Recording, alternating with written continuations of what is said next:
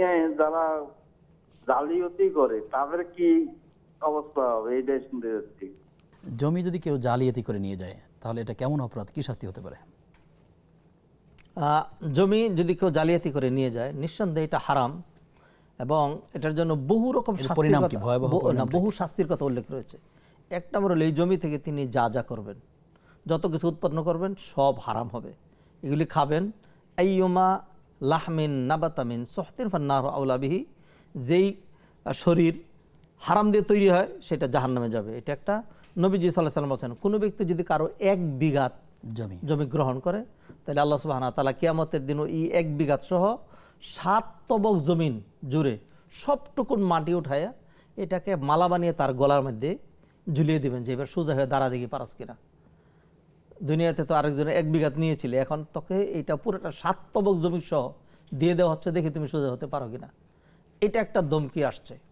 অতএব মানুষের মাল অন্যায়ভাবে ভক্ষণ করা, নিয়ে যাওয়া এটা হারাম। ইয়া আইয়ুহাল্লাযীনা আমানু লা তাকুলু আমওয়ালাকুম বাইনাকুম বিল বাতিল, অন্যায়ভাবে একজন আরেকজনের মাল ভক্ষণ করবে না। আমাদের সমাজের, আমি ধারাবাহিক জুমায় এটি নিয়ে আলোচনা করছি, আমাদের সমাজের সবচেয়ে মেজর প্রবলেম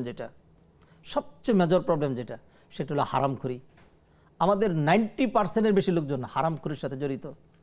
কারণ যারা কৃষিকাজ করে তিনিও হারাম খাচ্ছেন, কারণ তিনি তার বোনের অথবা বাবা তার মেয়ের যে মিরাজ যেটা দেওয়া দরকার দেয় নাই।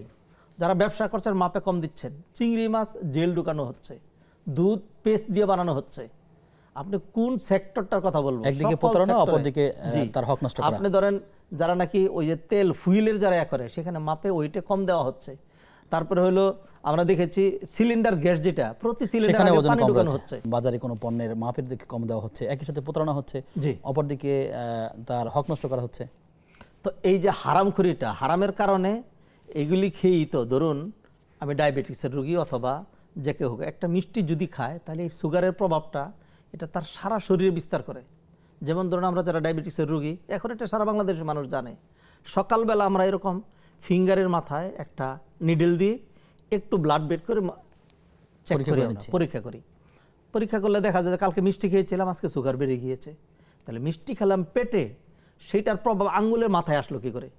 তো সারা শরীরেই।